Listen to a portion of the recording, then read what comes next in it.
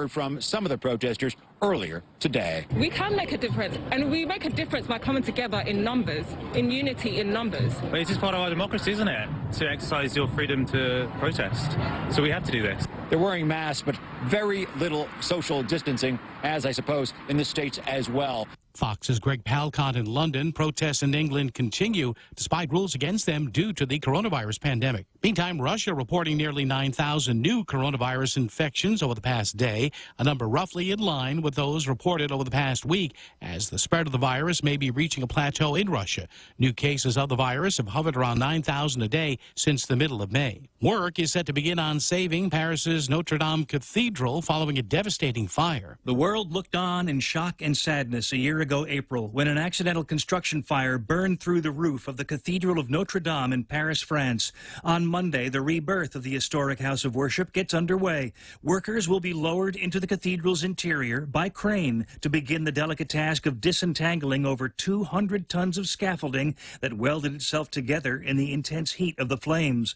The walls of the centuries-old landmark have been reinforced to prevent collapse. In the interim, Notre Dame remains closed. The exacting work ahead is expected to take years. Karen McHugh, Fox News. Germany's top diplomat in an interview saying ties with the U.S. are quote-unquote complicated, and he fears America's domestic discord could further fuel international tensions. I'm Paul Stevens, and this is Fox News.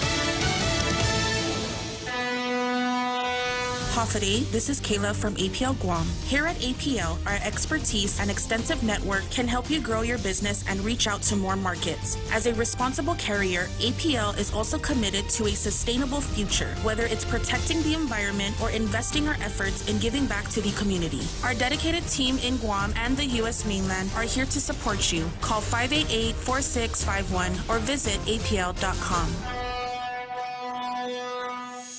If you've ever struggled for breath, you know what a scary experience it is. Whether you have asthma, emphysema, COPD, lung cancer, or another respiratory illness, the right medical treatment makes all the difference. GRMC's Pulmonology Clinic has the latest technology and respiratory equipment, staffed by world-class pulmonologists. Make an appointment today with GRMC's Pulmonology Clinic and start breathing easier. GRMC, where patients are partners. This Father's Day, be one of 7 lucky winners of Circle K's Ultimate Father's Day Package. Get a case of tomahawk steak, a bottle of whiskey, a case of beer, and a Bacchus beer bag. That's a $300 value. Purchase $25 or more in fuel, or any 6-pack or more of Miller Lite, Coors Light, or Blue Moon to receive an entry form. Tune in to The Ray Gibson Show on The Point for more ways to win. Winners will be announced on June 17. Visit 76CircleKGuam.com or any Circle K location for more details. Tall Tales with Bob Klitzkie is brought to you by Bank Pacific, banking on the Pacific for 65 years. Tall Tales is also brought to you by Security Title, when you absolutely need confidentiality in your real estate transactions. Welcome to Tall Tales with Bob Klitzkie, the only show on talk radio where common sense is a lot more common. Phone lines are now open at 888-TALK. That's 888-8255. And now, The Point proudly brings you Tall Tales with Senator Bob Klitzkie. A well-regulated militia being necessary to the security of a free state, the right of the people to keep and bear arms shall not be infringed. And with that immortal phrase, we kick off another full week of Tall Tales here on The Point. We'll be here from now until 1700 on Friday. We've got a whole 5 days of Tall Tales ahead of us. Nothing makes the real Joe Cruz and I happier than that, right, real Joe Cruz? Sir, yes, sir. Thank you very much, real Joe Cruz. I thought you'd agree with me. Okay, so we go from from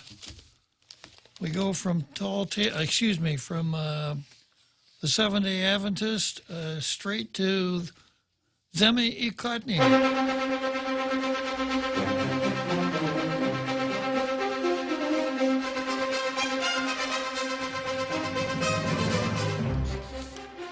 And as usual, the Daily News did not run an editorial today, a local editorial today. It's something from USA Today. I'm not even going to spend any time on it. I have an alternative to the Daily News editorial today, which I'll get to, but I'm going to do the Post editorial first, which lives up to the Post's usual standards of prying into things and looking at stuff and saying, this doesn't seem right to us, folks. What's going on here? And that's what the Post does more often than not. So here's the title of today's Post editorial: How Senators Act Now, as we're between now and this year's election, worth a close look.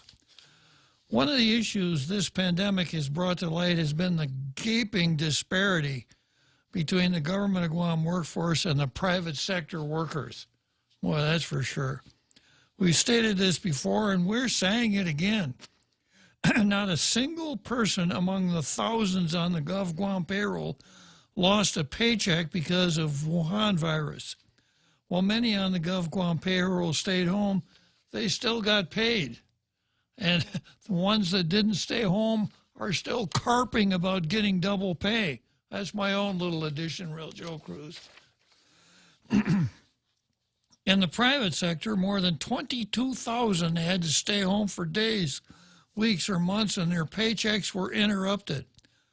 Allow us to bring this up one more time to illustrate what has been unfolding in the Guam legislature. Last week, Guam senators considered Bill 355-35, courtesy of Senator Jose Titlahi. The bill seeks to, or at least attempts to, address calls from Gov Guam employees and retirees to allow them to choose their health insurance provider by allowing them to utilize other qualified plans but pay the difference in premiums. While in concept it seems okay, allowing Gov Guam employees and retirees a variety of choices for health insurance plans and coverage at their cost, there's no such thing as a free lunch. These changes would ultimately add to the cost for Gov Guam and ultimately taxpayers. Thankfully, after days of conversation in the legislature, Titlahi withdrew the bill, not because he's worried about the public cost, but because with so many proposed changes, it has become muddled. The authors felt there were too many items or amendments thrown into the legislature, and they no longer felt comfortable proceeding. Speaker Tina Munya Barnes, a co-sponsor of Bill 255, agreed that the bill had deviated from its initial intent. Bill 255 was always about granting people the best health care they could afford. That was not the bill before us today, and I remain committed to working with Senator Pito Tulahi to do the right thing for our people, the Speaker stated through her spokesman. Sometimes I think the Speaker is mute herself. Maybe Janella got a hold of her and muted her, because this guy Chirac Bohwani does an awful lot of talking on behalf of Tina Rose Munya Barnes. I don't recall seeing Chirac Bojwani's name on the ballot. Did you see it, Real Joe Cruz? No, sir, I didn't. I don't think anybody voted for Chirac Bojwani, but he does a lot of speaking for Tina Munya Barnes. Back to the editorial. It's a good thing the bill was withdrawn. The delay will allow taxpayers and private sector to closely watch the senators' moves as they seek re-election to cater to Gov Guam employees and retirees, almost without regard for the private sector that will be helping to carry the burden of the cost these new laws will result in.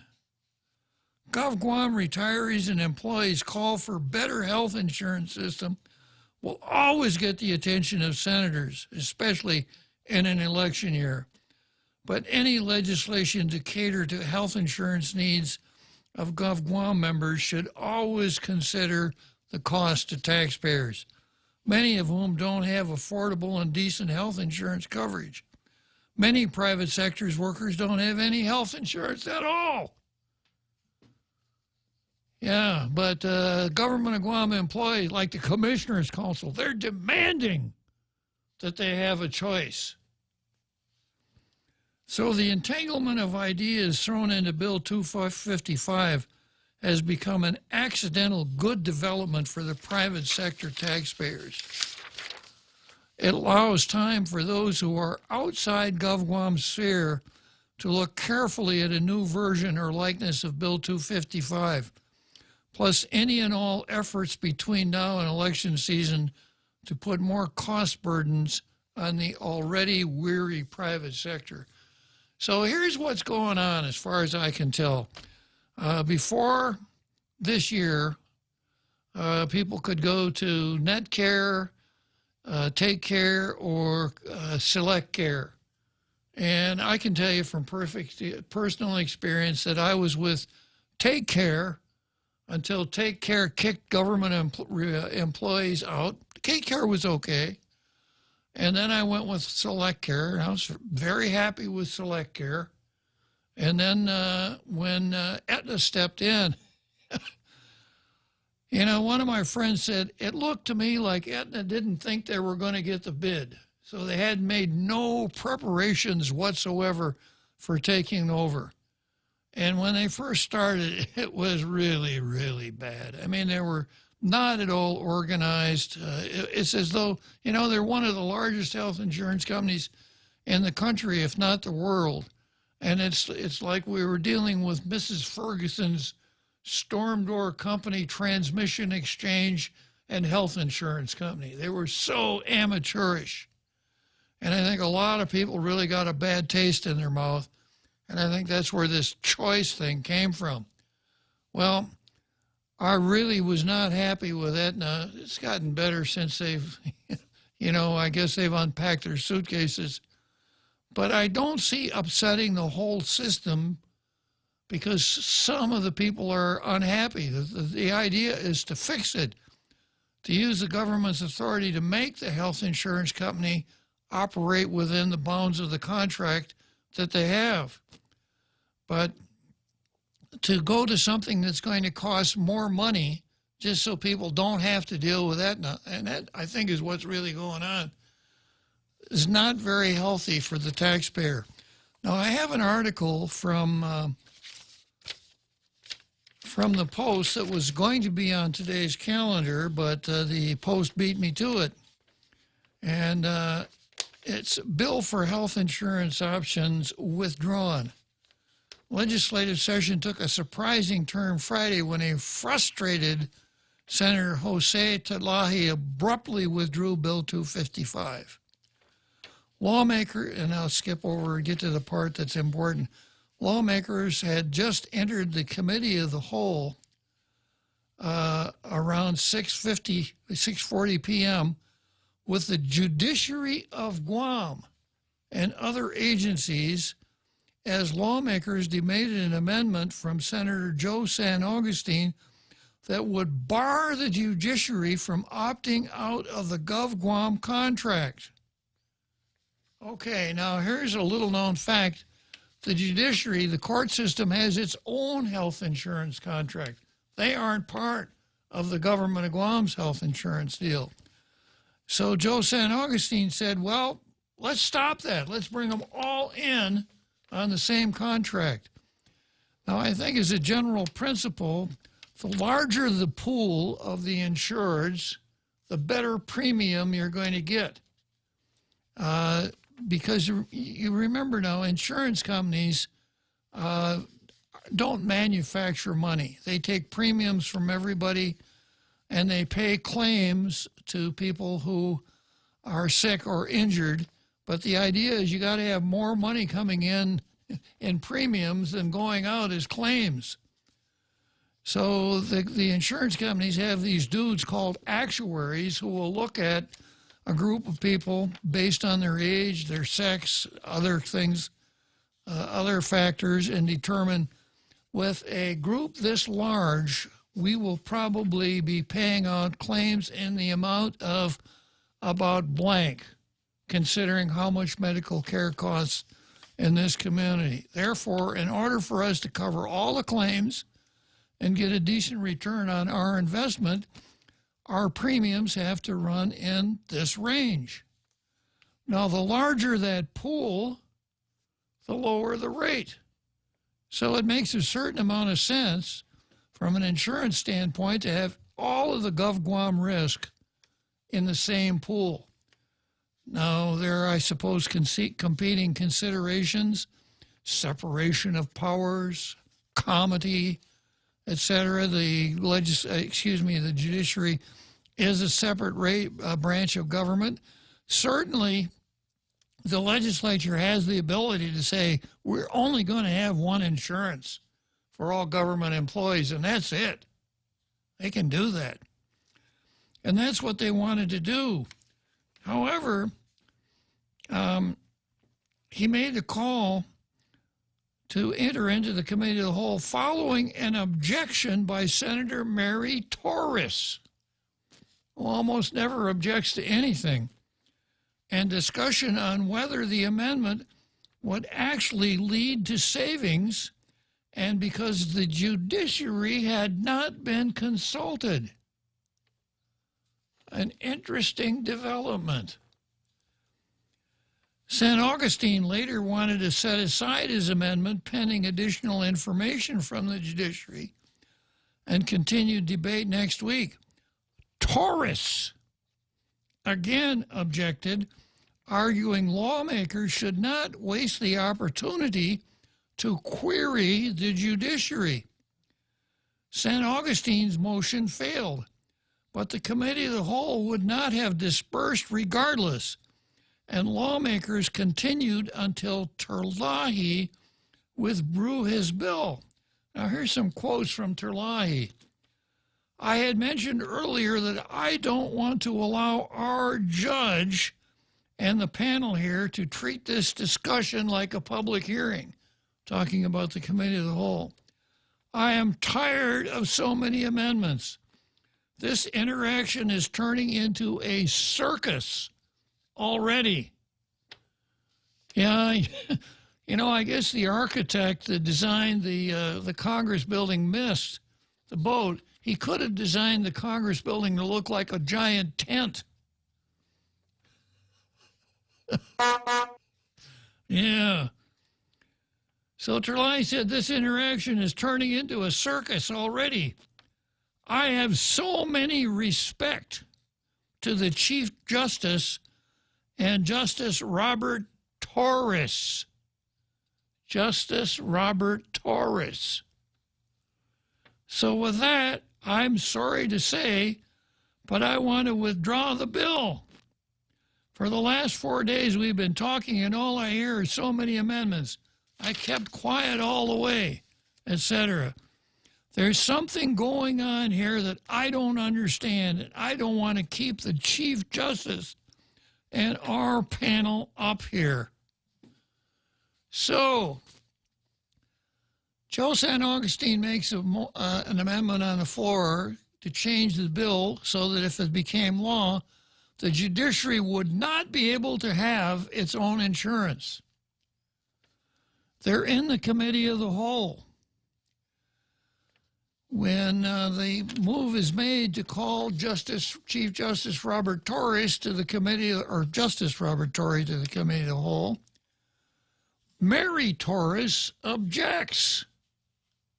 Or excuse me, when the motion is on the floor, Mary Torres objects.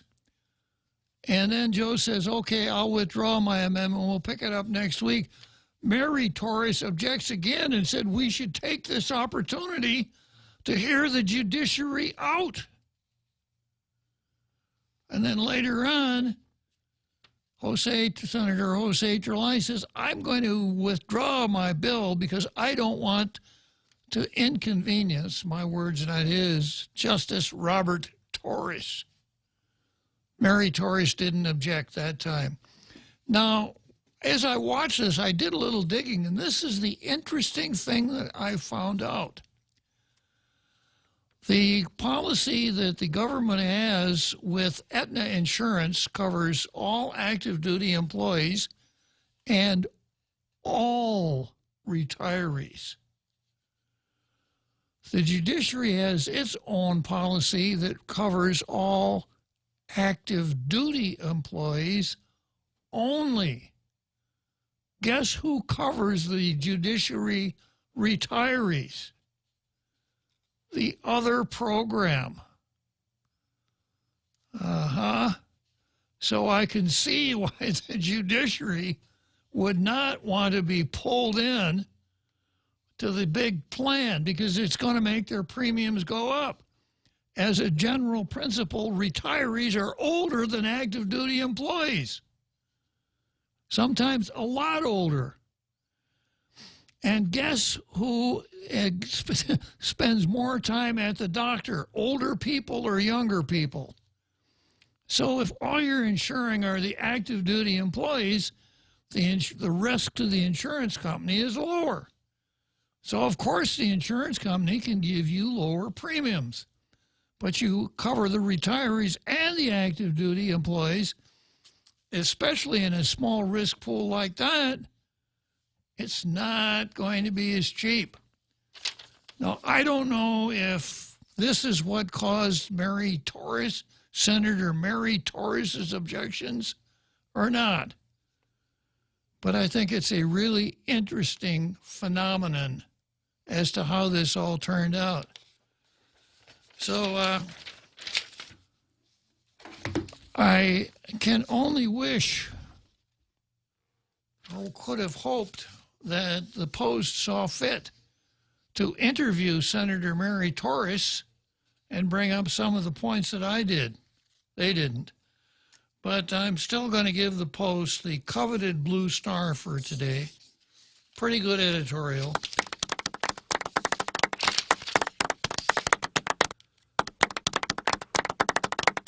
And now I go to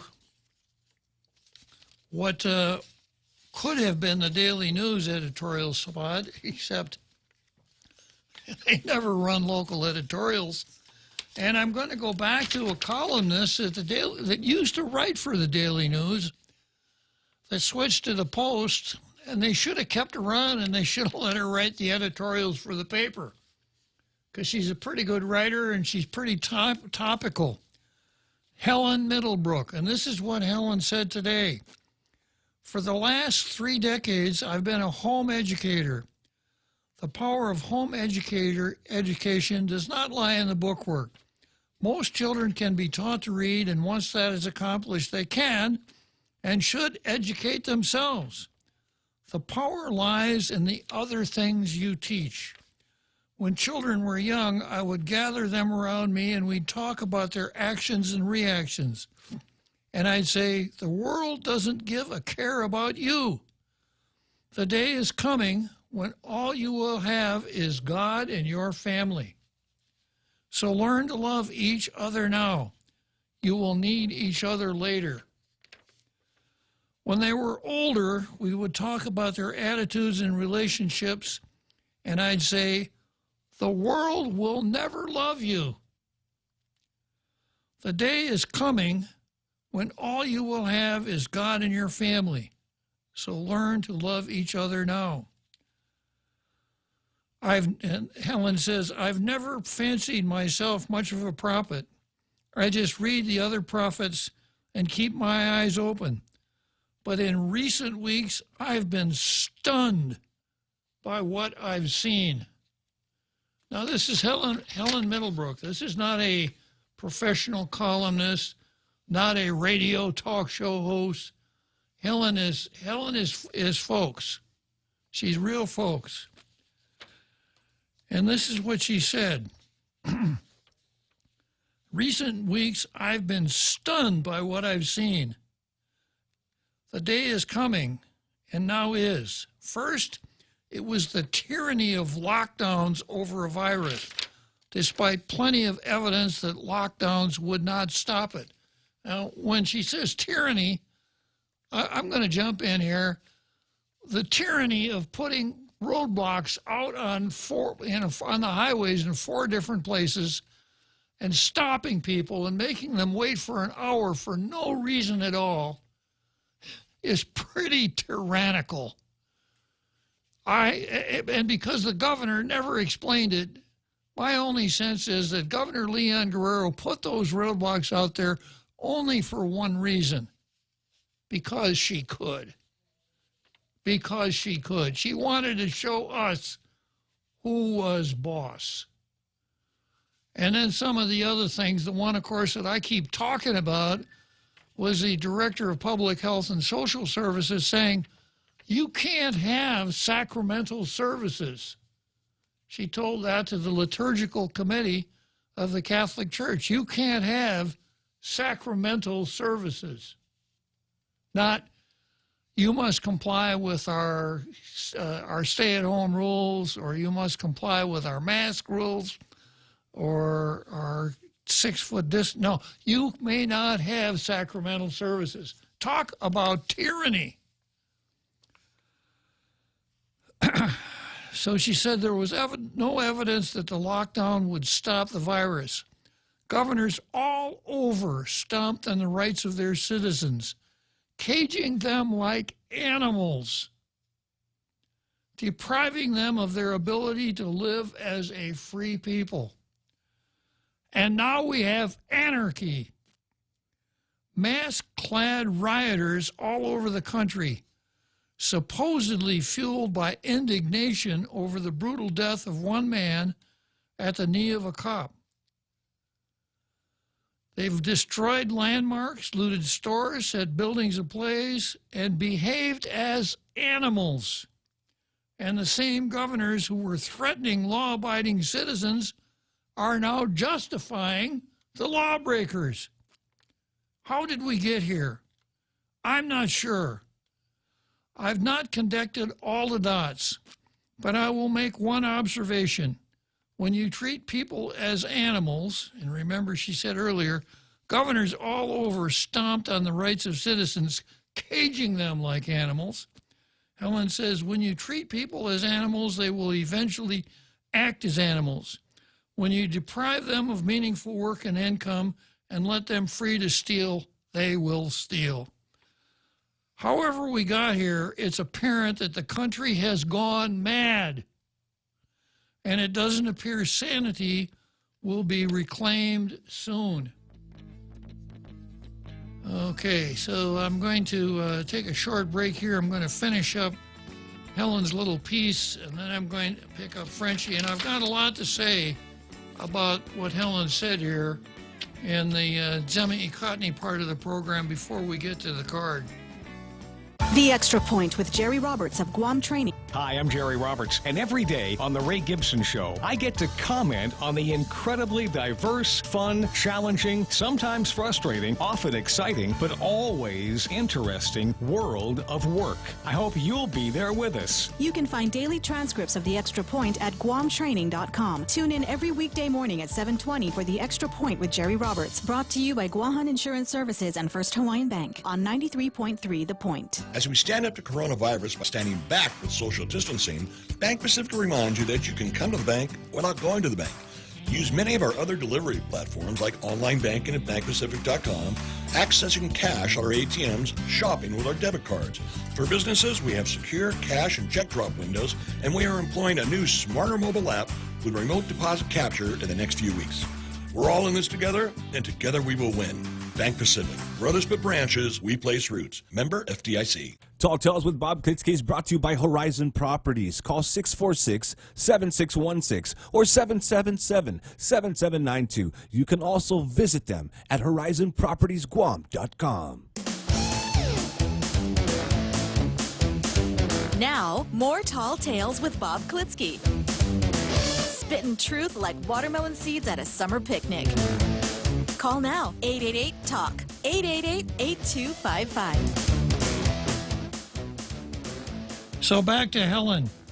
Helen says, however we got here, it's apparent that the country has gone mad, and that's what I'm going to be talking about. I've got some materials here and some observations about how the country has gone mad. And it doesn't appear sanity will be reclaimed soon. It's frightening. Although I would be inclined to gather my scattered children and grandchildren like a hen gathers her chicks, I cannot. So I pray and hope they will remember what they were taught. Someday, too soon, you will only have God and your family. Hold tightly to both. And boy, I'll tell you, she is right on. You know, I keep reading all these apocryphal stories. Minneapolis now has decided to do away with its police force. That will really improve their arrest record. You know, their number of arrests will go way, way down. Not the crime rate, just the number of arrests. Okay, I'm going to come back to this same subject here, part of which was going to be in the card under the title Brian Bromberg versus Useful Idiots and Critical Thinking, but I've expanded it and picking up kind of on where Helen left off. Before I get into that, I'm going to ask Frenchie to comment. Go ahead, Frenchie. Good afternoon, Bob. Excellent column. Yeah. Unfortunately, I think we're living in a time where people have thrown away common sense, and we are using just emotions. And as we know, emotions are always a very bad thing to act on. Whether it be anger or elation or whatever, it's never a good way to do it. So, and then I will comment very shortly about the Minneapolis Police Department. You know, you have to see that the Minneapolis City Council has 3 Muslims on it, including the son of the Attorney General, who was the first elected Muslim official in the United States, and Somali and everything, and they're talking about community policing, which to me raise a lot of alarm bells when you see the size of some of the Somali neighborhoods in Minneapolis. It is an open door to accepting Sharia law in the United States, but I will talk about that. I will talk about that later. I wanted to come back to what we were talking on Friday, which was the Black Lives Matter demonstrations, and we were going to observe them and see what came out of it. And so Friday there was 2 demonstrations, and then Saturday there was a march, and also we saw a very interesting event which was called White Coats for BLM. I don't know if you saw that at all. I saw it in the paper, Frenchie. Yeah. So, the demonstrations, you know, you had. I watched very carefully, and I compare my picture collections from the independence movement and compare to see if some of the people were the same. And sure enough, a lot of the young people were the same. So you're going to have an interconnection there, even though some of the leaders have not shown up yet, except for a couple of the senators. You had a very interesting fiery speech by one of the organizers. Let me see, what's her name? I kind of lost it here. I'm going to have the music from Jeopardy. A nice young lady called Nola Hicks, H-I-X, who apparently is one of the leaders of BLM here in the Marianas, even though she is hailing from Saipan and not from Guam, and she seems to be very connected to the Democrats on Guam. She had a very fiery speech, basically taking again all the same things about discrimination, what was it? The genocide against blacks in the United States, and all the hyperboles that you hear from all the headmongers. And she's very articulate and everything. I noticed, which is not very encouraging, that she was holding a large poster of a demonstrator with a Palestinian flag. So that tells us a lot about where those people are coming from. And then she did a little dance routine with Senator Raging Biscotti, and thank Senator Joe, Kelly, and Regine. So that means what was the name of the second one? Joe. Kelly. Kelly. So Kelly, that's most likely Marsh. Oh, okay. Yeah, I got it. So of course, she was the only real representative of the separatists there, but they have been there. They've been, and of course, Bank of Guam also gave them free candles for their vigil and prayers. So it's very interesting. So the next thing that I was looking at was that White Coats for BLM, which is led here on Guam by a very nice young lady, a doctor named Dr. Cook Ewan. And of course, the PTN is explaining that she is a native Chamorro who came back to Guam in 2016 and is exercising medicine in Barrigada, and Tamuning. But what they failed to tell us is that she is a doctor of Mr. and Mrs. Cook, which is also known as Mrs. Lourdes Leon Guerrero. So this is the daughter of the governor and her husband, and the wife of the legal counsel to the governor. And here she is leading a White Coats for BLM just on an election year, and occulting the fact that she is herself a child of very high privilege.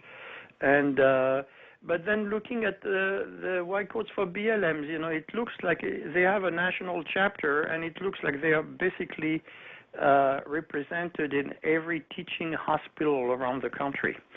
So that gives us a pretty good idea of where that comes from and where it is going. Quite interesting. So it's the Rainbow Coalition of White Coats. So it's been very educating to look at who those people are, what kind of speech they are bringing, and how they're trying to manipulate the useful idiots around us who, for no fault of their own, believe in racial equality and the fact that we should have all the same justice for everybody. I think we all aspire to that. But those people are being manipulated with people with more nefarious intentions, and many of them are radical leftists, again, and we're having more and more of them here. And we know BLM was founded by 3 communist women, and we know, when I see the Palestinian flag being waved on Guam, I said, what the heck does that have to do with Guam politics? It's the same far left that is very anti-Semitic, because they consider Israel is being colonizing the Arabs. So it's very interesting intersectional area of struggle, and so you saw the usual pro-independence people saying, we support equality for everybody, and we are being oppressed ourselves, and then you see all the communist agitators on the side that are manipulating those people like there is no tomorrow. So it was very entertaining in a way, and sad in another way. I was wondering one thing. This Cook, Dr. Cook Quinn? Yeah. I wonder if she has an office on the 19th floor. I think we should ask the real Joe Cruz. Uh-huh. Yeah. We lost our connection with the 19th floor. Perhaps we should try to get a hold of Dr. Cook Hoon because her husband, I think, is very close to the 19th, was very close to the 19th floor. Yeah. Maybe we should go on the 20th floor and rappel down and see what's going on. Yeah, it's interesting how all of these things tend to intersect, isn't it? You use the word intersectionality, but this is a different kind of intersection. Exactly. But then you see that all those actors all have connection with one another. Yeah. You know, you have the far-left Democrats that are giving a wink-wink, nod-nod to the pro-independents. The pro-independents are very happy to get government jobs that gives them plenty of free time to push their own agenda. They get their own little government subsidies at so many different levels, but they don't produce anything except a couple of guys that make traditional hats and things like that, you know, and trying to etch a living out of this. And then you see how all those people help each other without acknowledging the fact that they do. But, you know, you see the BOG giving candles to, I wonder who told them to give them candle to the demonstrators. Yeah. Yeah. It's if it was not so pathetic, it would be funny. But unfortunately, it's very serious business. You know, when I talk to doctors or when I listen to doctors, I guess because, you know, the way that we have always dealt with doctors in our society, we've always been taught that, you know, follow the doctor's orders, right? Correct. And we have a certain amount of respect for doctors, so we pay more attention to something that is comes from the mouth of a doctor than certainly if it comes from the mouth of a lawyer, that's for sure. So, you know, if I were to look at the two subjects that would seem to me to be the most important to doctors, I'm wondering why none of the doctors were demonstrating about the medical malpractice arbitration legislation that, say, David Lebowski and a few other people in the community are so upset about. I didn't see any reference to that at all. Yeah. Well, I guess the answer is in the question. Unfortunately. Yeah. So you know, I guess someone could start a demonstration for the doctors that said patients' lives matter.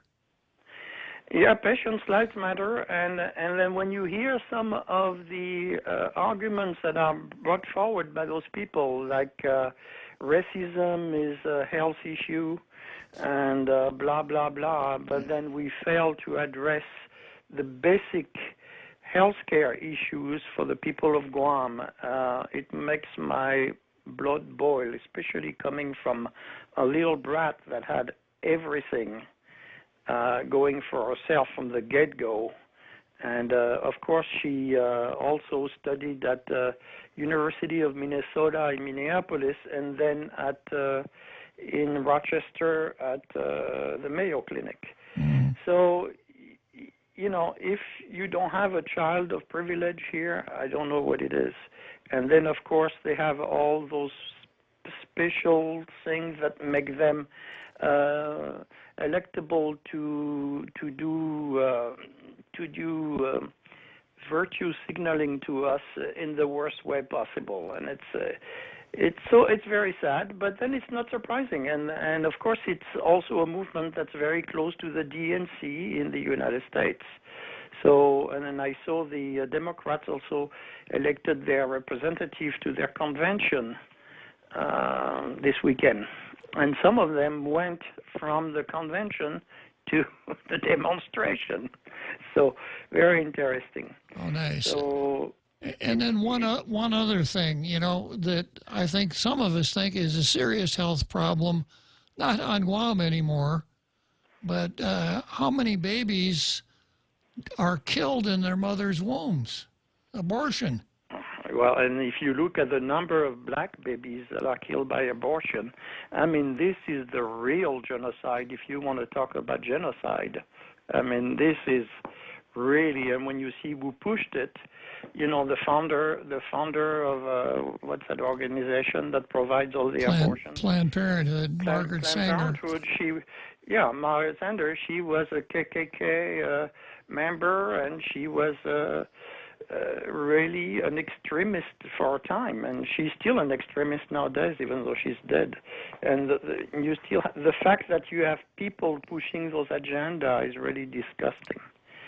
It's disgusting. I mean, of course, they are not going to talk about that, or the 17 people that were killed during the riots last week, including, I think, about 12 African Americans, and but they were not the right type of victims. So on the Black Lives Matter and what we're talking about here, Black Lives Matter, if they're lucky enough to escape from the womb, and in some states, even that isn't enough. You know. No, that's right. Yeah, even that isn't enough. And a friend told me on Saturday that the black population in the United States, the percentage was about 12% in 1960. Okay. And this year it's about 12%. Yeah, it's about 13, so it's barely moved. And the reason that it hasn't moved is that because 43% of the abortions that Planned Parenthood does are black babies. That's correct. And the other thing is a very high rate of numbers of murders within the black community. The black young male are killed at a rate that no other minorities are seeing. Even Latinos don't get killed at the rate of black young males getting murdered. So it's just it's the cops going into those neighborhoods and killing all the blacks. Is that it? No, it's blacks being killed at the hand of blacks, and the main reason is that there are no more fathers in black families. Okay, well, so kids end up going to the father figure, which unfortunately ends up being the head of the local gang. Yeah. Yeah, so it's a vicious circle, you know. We once you arrive at the end of the circle, you start all over again. True enough. So it's yeah. So this week I will try to. It's something that I've been studying for quite a few years now, but looking at professional agitators. Okay, Frenchie, looking forward to it. All right. Thank you, Bob. Have a very good day. Talking to you. Okay, let's take a short break, and we'll come back to the same subject.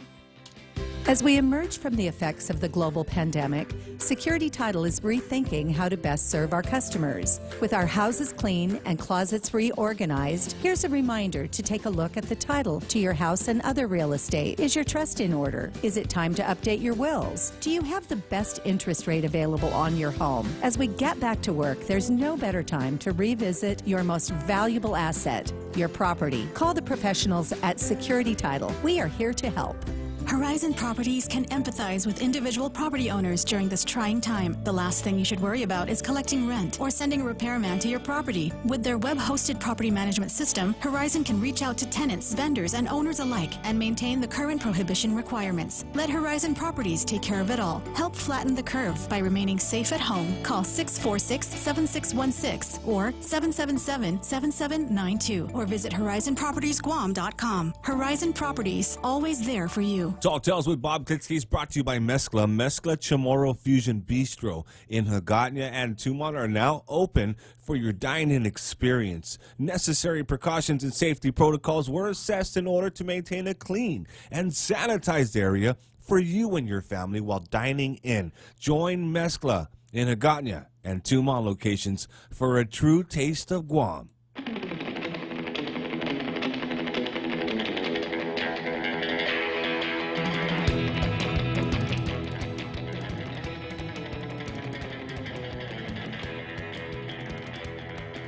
Okay, so we're back, and I have I'm going to spend a fair amount of time on this. We're going to talk critical thinking. We're going to talk about a guy named Brian Baumberger. And we're going to talk about Marianne Cook, some of the things that Frenchie talked about. But before that, I notice I've got our Carl on the line. And by the way, another Joe Cruz. I'm the real Joe Cruz. I'm sorry, real Joe Cruz. The other day I was listening to the Ray Gibson show, and our Fred called. Oh, that's right, he did. And you didn't recognize him as our Fred. Oh, I do recognize him as our Fred. Yeah. In the PM. Yeah. But in the morning. He's not our Fred in the morning? No. Oh. He's a different Fred. So it's not transferable, huh?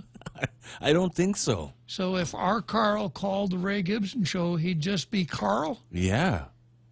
Actually, that's exactly what he would be. Wow. Carl. Not but our here, Carl. he's our Carl. Oh, okay. Well, the real Joe Cruz just laid out the rules, our Carl. Sorry about that. Seems to me that once you're our Carl, you should be our Carl everywhere. Even if you were traveling and you came through the immigration window here at the airport, the inspector ought to say, "Welcome back, our Carl." But I guess I don't know. Yeah, I didn't realize I would be downgraded by calling in the morning. Yeah. I'm probably never going to call Ray's show again. I can don't want to be downgraded. I can understand that. Once you get used to being our Carl, like it meant a lot to our Fred to be designated our Fred. Yeah, it's the ultimate life achievement, let me tell you. Where do you go from there? Yeah. So what can you tell me this afternoon, our Carl? Yeah, anyway, I just wanted to chime in regarding why, it's interesting why BLM is out here and how they came out here so quickly.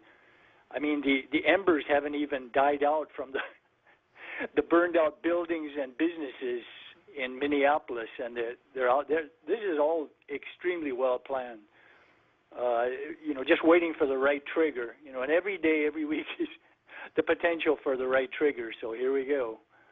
But anyway, I just wanted to make a couple of points. One of them was by the godfather of leftist activists, Saul Alinsky. I'll read a little quote from him. Here's a quote. "Any revolutionary change must be preceded by passive, affirmative, non-challenging attitude toward change among the mass of people," unquote. And then this is by David Horowitz. This is Horowitz talking. "In other words, it is first necessary to sell the people on change itself. The audacity of hope, yes we can." And then another quote by Alinsky. "You do this by proposing moderate changes, which opens the door to your agendas. Remember, once you organize people around something as commonly agreed upon as pollution, then an organized people is on the move. From there, it's a short, natural step to political pollution and Pentagon pollution. There's something in our nature that we crave, and that is consistency. And once we've gone a certain direction, it is against our nature to veer off of that. It gets a little difficult.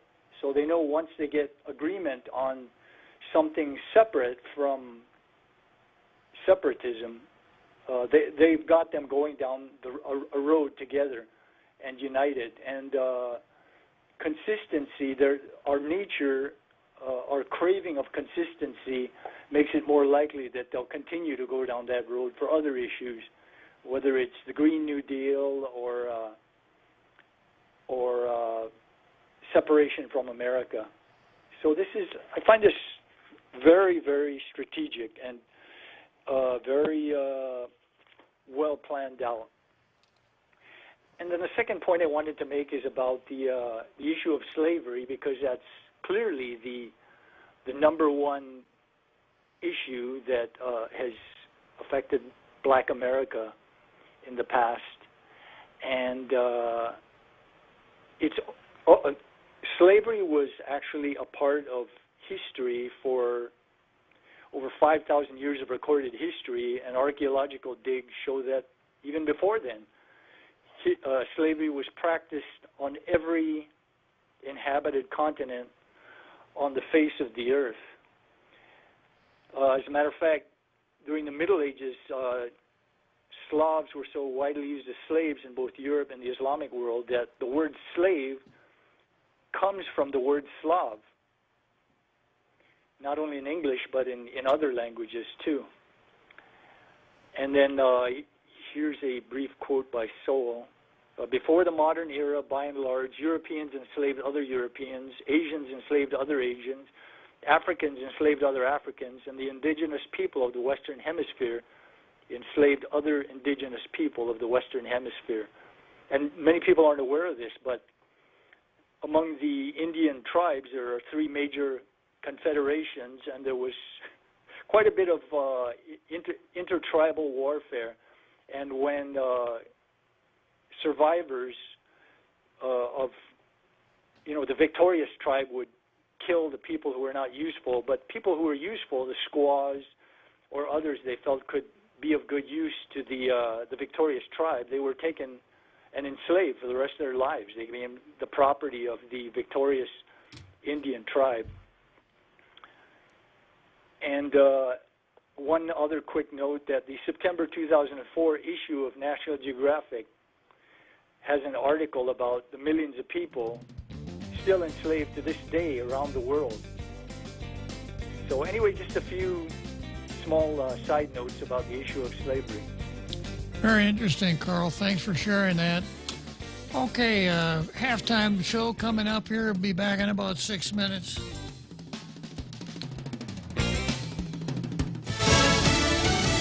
Defunding moves forward. I'm Paul Stevens, Fox News. An effort moving ahead in Minneapolis by the city council there to defund the Minneapolis Police Department after the death of George Floyd in police custody created days of unrest. The crowd that gathered here in Powderhorn Park heard from the president of the Minneapolis City Council. Her name is Lisa Bender.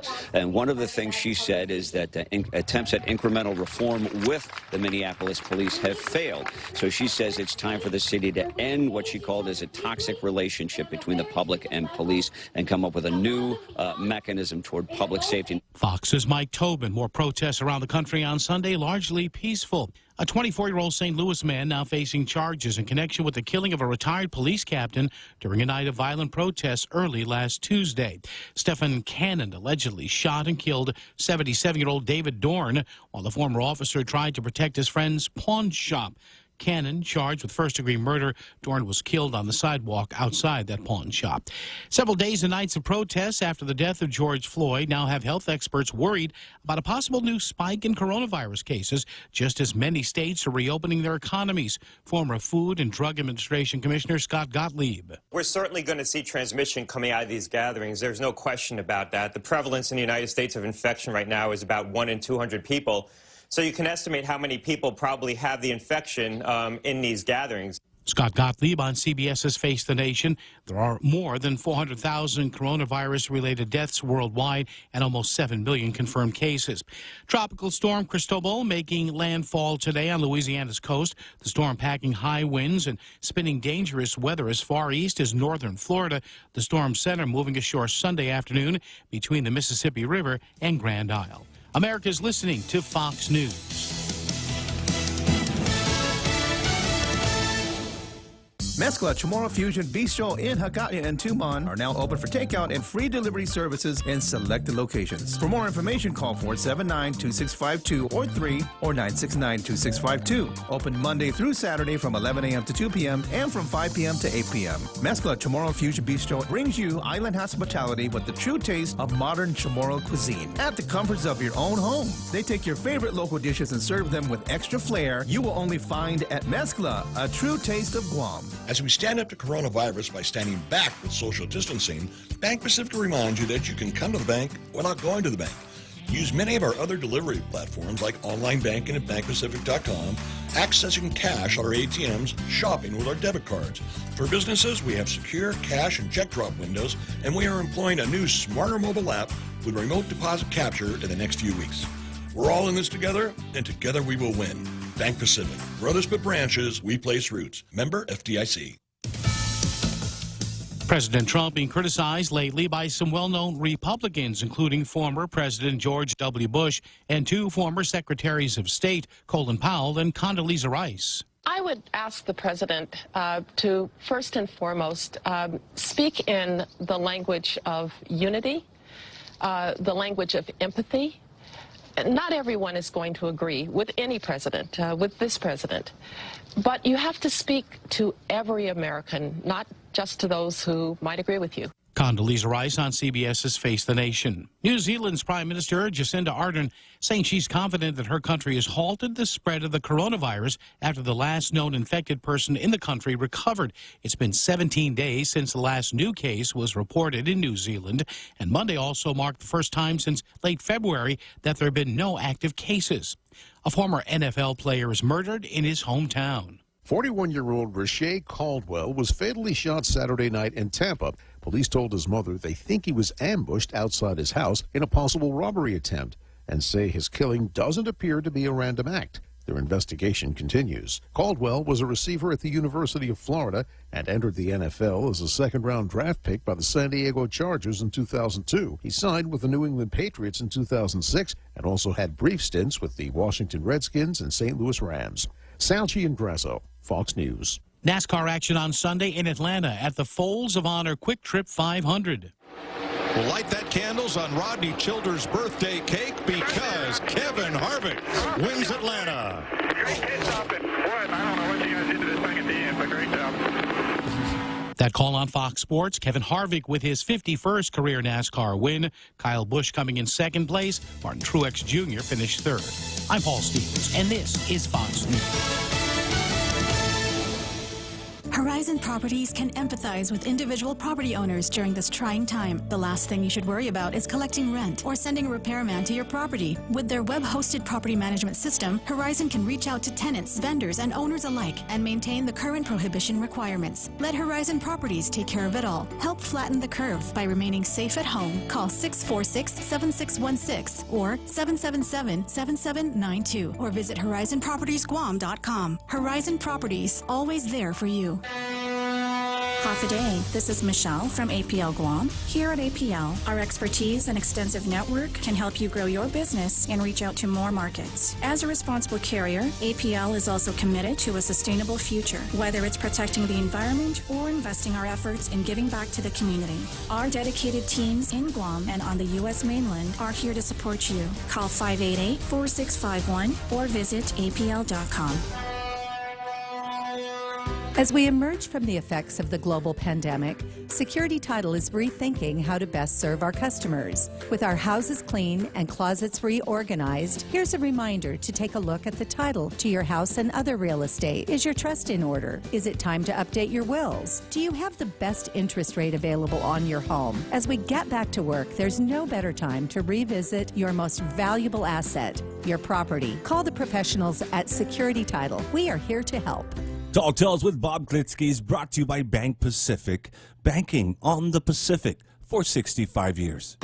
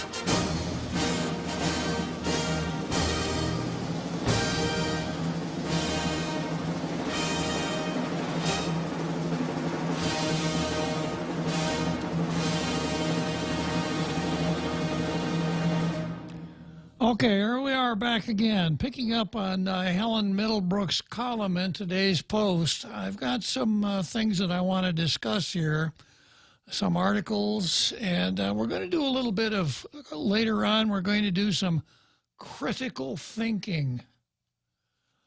And we're going to talk about virtue signaling. But I'm going to start out with a guy named Brian Baumberger. And Brian Baumberger has written a column for Town Hall called Top 10 Reasons I Won't Support the Black Lives Matter Movement. Now, I know, you see, right off the bat, we're into critical thinking. So all of the, Leon, as you were, the Cook Hun faction there that were the white coats demonstrating were saying, well, what, you don't like black people? Well, you're a race. Are you like racism? Because I've got an article here, 10 reasons I won't support Black Lives Matter movement. So obviously that must mean what it says, right? That must mean where I'm coming from, right? Otherwise I wouldn't engage in such heresy as saying that there's even one reason not to support Black Lives Matter. But I've got 10 here from a guy named Ryan Baumberger, and I'm going to use this as a platform for some of the points I want to make. Now, when you hear the phrase Black Lives Matter, once again, that's one of these phrases where you know the meaning of each word. Black, well, black is, scientifically, it's a combination of all the colors. And lives, we know what lives are. That's what animate species have. They are alive. And matter means that they are of some concern. They are worth some thought. But when you put Black Lives Matter together, it is no longer, and it sounds like a statement, but it is no longer a statement in the ordinary sense. It is a call to arms, a means of shaming people, a talisman. And I don't remember who was speaking, but a couple of times at forums, candidates were speaking, and from folks from BLM, Black Lives Matter, came in and they were chanting, Black Lives Matter. And the speaker says, yes, of course Black Lives Matter. All lives matter. And they just pummeled him. And in the face of someone saying Black Lives Matter, to express the thought, well, of course they do, all lives matter, brands you as a racist. Because in that context, Black Lives Matter doesn't mean what those three words means. It means that there is an organization or several organizations and an agenda. And if you are the right kind of person, you will support that agenda. And if you say something silly like all lives matter, that means you are not supporting the agenda, and you will therefore be attacked by the Black Lives Matter folks. So here's Ryan Baumberger. He says, every life unjustly killed deserves justice. In the cause to make things right, I will not join a movement that has nearly everything wrong. More innocent lives have now been killed, including cops, since these predominantly violent protests began over George Floyd's horrific death. What about the black lives killed in this nationwide chaos? Do they matter? Quote, well, you don't have to agree with everything. Just pick out the good things in the Black Lives Matter movement, I'm told. Really? Let's apply that same logic to another example. I've been repeatedly approached to partner with new Black Panthers in anti-abortion billboard campaigns. We agree on the violent injustice of abortion, and that's it. Our worldviews are diametrically opposed, but they believe unborn lives matter. That doesn't matter. Their mission is not my mission. I cover all this in my new podcast, Life Has a Purpose. Yes, Black Lives Matter, but truth matters. As a Christian, the church should be leading on these issues instead of sheepishly following a deceptive movement hostile to the gospel. The original Black Lives founders, the Black Lives Matter Foundation, created it to radically shift culture. The far-left Ford Foundation, the world's largest population control organization, vowed in 2016 to raise $100 million for the Movement for Black Lives, a nationwide coalition of Black Lives Matter, as were BLM groups. MFBL released a shocking manifesto of policy positions that are deeply political and deeply disturbing. Drawing most from those positions, here are the top 10 reasons why I will never support the Black Lives Matter movement. First of all, the premise isn't true. I hate racism, and I hate when it's used as a political weapon.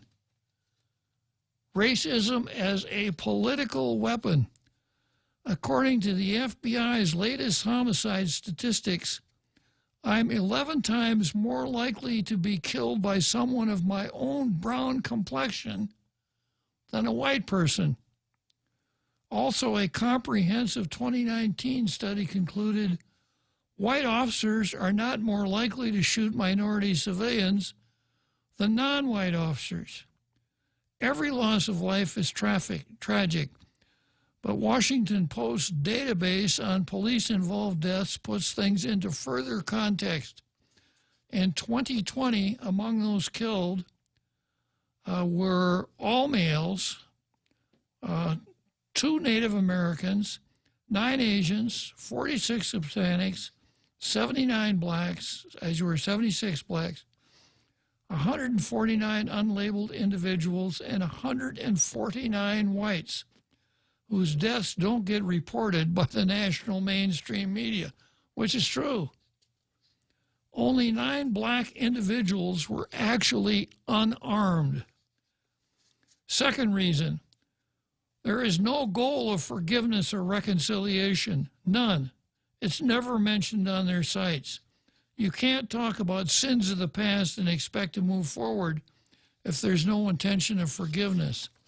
I'm tired of the deeply prejudiced, oppressed, oppressor, critical race theory paradigm. It's not gospel-centered. This should immediately be a deal breaker for Christians. Third reason, it's all about black power. It's plastered all over the MFBL website.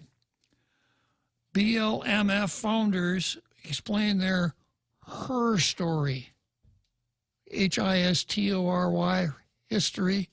history, Herstory, her story. I suppose that now, modernly, we should have their story, right, Real Joe Cruz? Yes, sir. Yeah.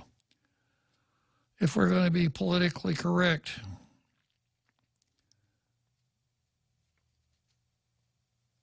Here's her story. It became clear that we needed to continue organizing and building black power across the country. I don't promote a colorblind society. I love all our diverse hues of skin, but I'm so much more than my pigmentation. Martin Luther King promoted God's power and human power. I'm with him. Next reason, they heavily promote homosexuality and transgenderism. We foster a queer-affirming network when we gather. We do so with the intention of freeing ourselves from the tight grip of heteronormative thinking. I'm not embracing confusion. Loving every human being is not the same as loving every human doing. Next reason, they completely ignore fatherhood from BMLF. We disrupt the Western prescribed nuclear family structure required by supporting each other as extended families and villages that collectively care for one another, especially our children, to the degree that mothers, parents, and children are comfortable. Well, every village that has fatherless families is a village that suffers higher crime rates, higher drug usage, higher abortion rates, higher dropout rates, higher poverty rates, and so much more. So these are the things that this Black Lives Matter umbrella group fosters. Sounds pretty commie to me. They demand reparations. Okay, so this is Ryan Baumberger talking. I guess the white half of me will have to pay the black half of me. If progressives want to push reparations, start with the party of slavery and Jim Crow, the Democrat Party. Let them ante up. But the Black Lives Matter movement bizarrely demands reparations for full and free access for all black people, including undocumented and currently formerly incarcerated people, to lifetime education, retroactive forgiveness of student loans, and support for lifetime learning programs. Another one of the points. Next point, they want to abolish prisons and police forces and cue utter chaos. They assert, we believe that prisons and police and all other institutions that inflict violence on black people must be abolished. Defund and remove the police have been rallying cries. That would be anarchy in any community. I advocate some needed police reforms and better community police relations, but this is just foolishness. Next point, they are anti-capitalist. Oh, the irony of this declaration made by a movement that is the result of capitalism. And this is how it goes. We are anti-capitalist. We believe and understand that black people will never achieve liberation under the current global racialized capital system. The videos that make us aware of police brutality are captured on phones that are the result of capitalism. The best way to evaluate, as you were, elevate people out of material poverty, capitalism. Next reason that Brian Baumberger doesn't support Black Lives Matter. Colin Kaepernick supports it. A biracial adoptee, Kaepernick is now obsessed with his, quote, blackness. He idolizes the late murderous Fidel Castro and Che Guevara and worships Malcolm X. Malcolm X was anti-integration, pro-violence, and a member of the virulently racist Nation of Islam. Kaepernick makes millions from Nike, a company whose entire executive leadership team is white. That makes it shoes in the most murderous regime in the world. Kaepernick, of course, is completely silent on that. Apparently not all Black Lives Matter. That's the next point. Pro-abortion Black Lives Matter, BLMF declared, we deserve and thus we demand reproductive justice. That means abortion. That gives us autonomy over our bodies and our identities while ensuring that our children and families are safe and able to thrive. So that's why Ryan Baumberger doesn't support Black Lives Matter. Now, a little bit about Ryan Baumberger. Ryan Baumberger is the child of a rape. A black man raped a white woman. And contrary to conventional wisdom, abortion is bad except for rape or incest. His mother carried him to term, and he was adopted by a very loving family, and he is a very successful person, half white, half black, a rape survivor, Brian Baumberger. Interesting guy. Okay, let's see who I've got on the line here. I've got R. James. Good afternoon, R. James. Afternoon, Bob. okay, so they want to defund and dismantle police agencies, presumably if they had their way, all over the United States. Okay, so that's the first step. So has anybody come up with a plan as to what's supposed to replace several hundred years of law enforcement? Or are they just going to scrap everybody and try to start all over again on the fly?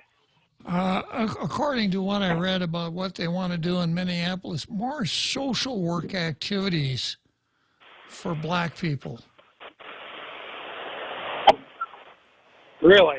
Yeah. Okay. So who are you supposed to call when somebody's ripping your front door off the hinges? You're supposed to call your local social worker and let them know that your children are being raped and that all of your lifetime belongings are being carted out the front door by a couple of guys in a pickup truck? You're going to send a social worker? Well, according to what I've read about their interpretation of life, you should never equate property crimes with crimes involving human life. So if nobody is killed, it's kind of one of those aw shuckses, I guess, according to the folks on that side of the game. Well, yeah, but we all know that that's some kind of a new fabricated manufactured pipe dream, because that's just not the way it is. That's the way it's never been since the very first human made a footprint on this planet. The first caveman stole the second caveman's firestone or his, girlfriend, wife, whatever, and the fight started. That's human nature. Everything that they're talking about is nothing but a pipe dream. You, I, anybody else with any sense, and I won't even say common, with any sense understands that. But I really and truly, what I think this is all boiling down to is a very slick, very concerted, very planned effort, and I'll say under, a veiled effort or otherwise, to literally just start anarchy in our country and to literally try to uproot any and everything and quote unquote try to start all over again with somebody else's idea of a utopian society. Well, I don't know. That's my take on it. I agree. I don't know how often you've caught me on my rant about the Frankfurt School and cultural Marxism or neo-Marxism, but that's exactly what they're after. That the Marxists, after there was, after the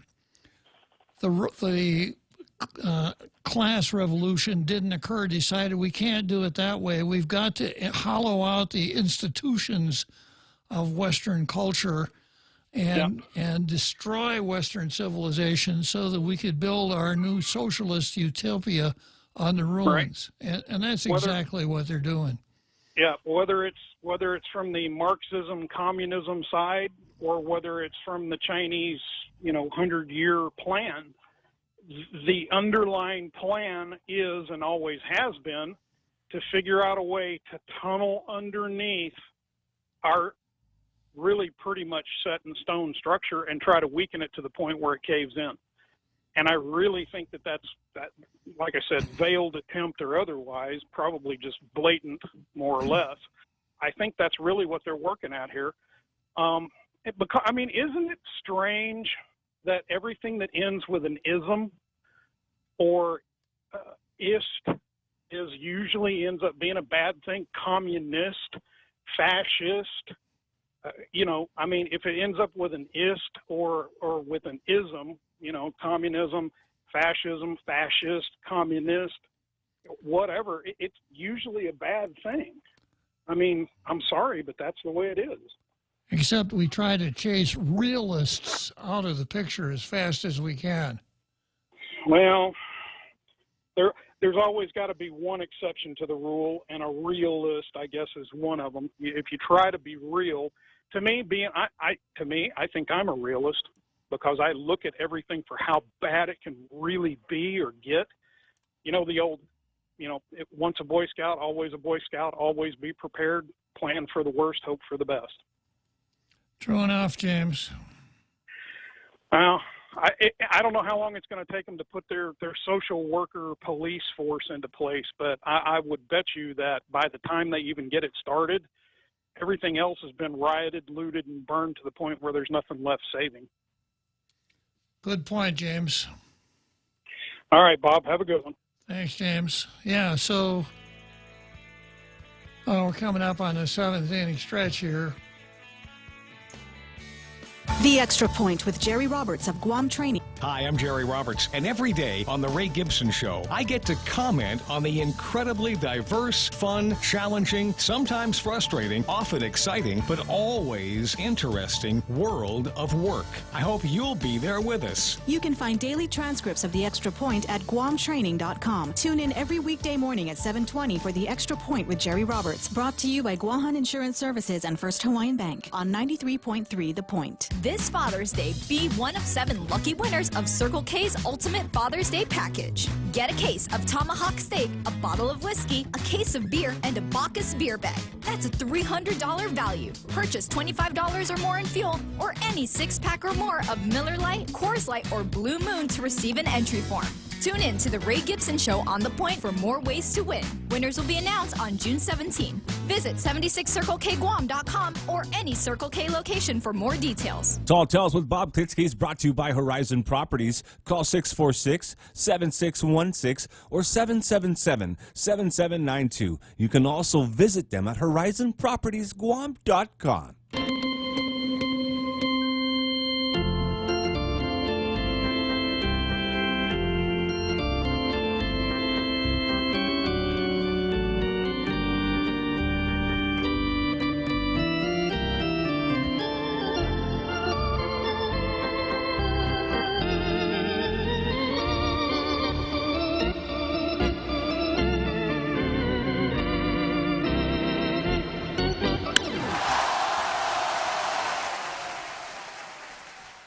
So here we are, 7th inning stretch here on Tall Tales, and we're back from Wrigley Field already, and I'm still talking about Black Lives Matter. And there is a website for this outfit, Movement for Black Lives Matter, and I've just got the first page, and it says who we are. We are abolitionists. We believe that prisons, police, and all other institutions that inflict violence on black people must be abolished and replaced by institutions that value and affirm the flourishing of black lives. We believe in centering the experience and leadership of the most marginalized black people, including but not limited to those who are trans and queer, women and femmes, currently and formerly incarcerated, immigrants, disabled, working class, and poor. We believe in transformation and a radical realignment of power. The current system we live inside of needs to be radically transformed, which includes a realignment of global power. We are creating a proactive, movement-based vision instead of a reactionary one. We build kinship with one another. We draw from political lessons, grow in our leadership, and expanding our base to build a stronger movement. We are anti-capitalist. We believe and understand that black people will never achieve liberation under the current global racialized capitalist system. So this whole Black Lives Matter thing it's not this really nice, benign organization like, say, the Red Cross or the Community Chest or something like that. It's a radical organization, a very radical organization, as you could see if you see what they're doing in the various cities. Now, I have another piece here from a publication called the Epoch Times. This is by Trevor Lodon. I'm not presenting this as something I'm going to stand behind. I'm presenting this as something someone else is saying, and I'll let you make the judgment. The title is Cities Burn, but None Dare Call It Communist Insurrection. In the past few days, several cities have seen chaotic rioting. Cars and buildings have been torched, looting is rampant, and even the 3rd police precinct in Minneapolis was burned as officers abandoned the building. The protests ostensibly began because of the death of George Floyd during an arrest. Systemic racism and police brutality, leftist pundits argue, is to blame.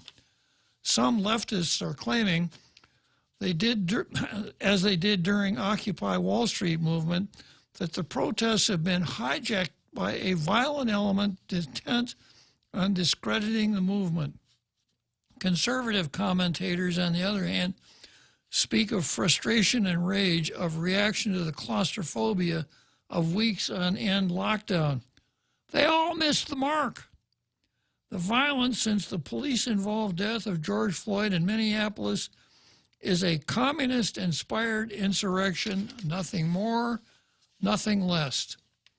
In Minneapolis, there are 600 comrade-strong Twin Cities local of this country's largest Marxist organization, the Democratic Socialists of America, has been actively supporting rioters and participating in protests. The Democratic Socialists of America works closely with Antifa-aligned groups, supported a resolution at its national convention in August to form a, quote, national working group to help drive collaboration and resource sharing to support our anti-fascist organizing.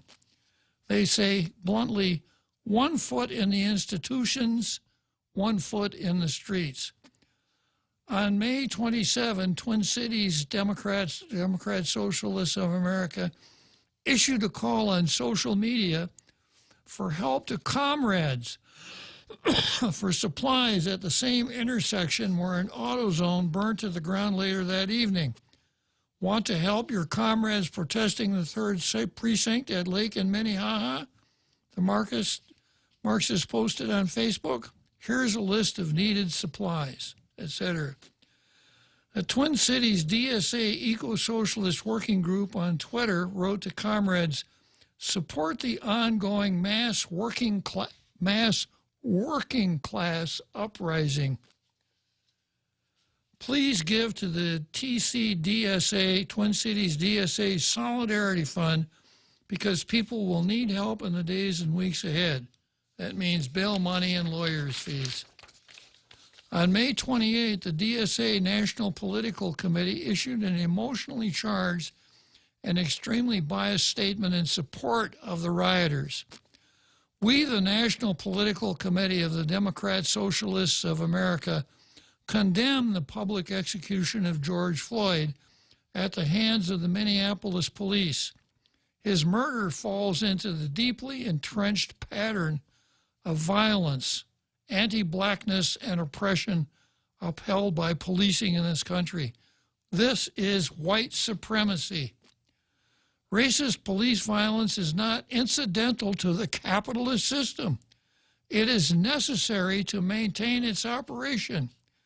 We recognize as we fight for a better world, it will be the police who threaten our protests, the police who will break up our picket lines, the police who will selectively wield their monopoly on violence against black people and working class people to protect those with power and privilege. We stand with and share the rage of all those who are making themselves heard on the streets, etc. And then there's another list of people that are involved with the Democrat Socialists of America in Minneapolis. The Stalinist Trotskyist Workers' World Party,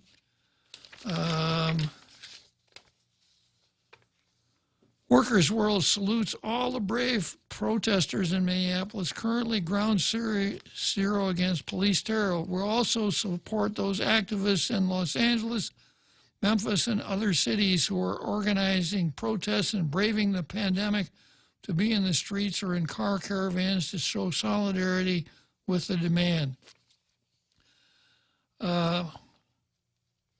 In times when the bourgeoisie is up against the wall, when the masses have risen suddenly and unexpectedly, the bourgeoisie gets most lyrical and abjuring violence. It conjures up all sorts of lies and deceits about the unruliness of few among the massism. Marxism here cuts through it all. The Marxist view of violence distinguishes between the violence of the oppressors as against the responsive violence of the masses. Just to be able to formulate it that way is a giant step forward, away from disgusting bourgeois praise for nonviolence. It never occurs to any of them to show that the masses have never made any real leap forward with the theory of nonviolence.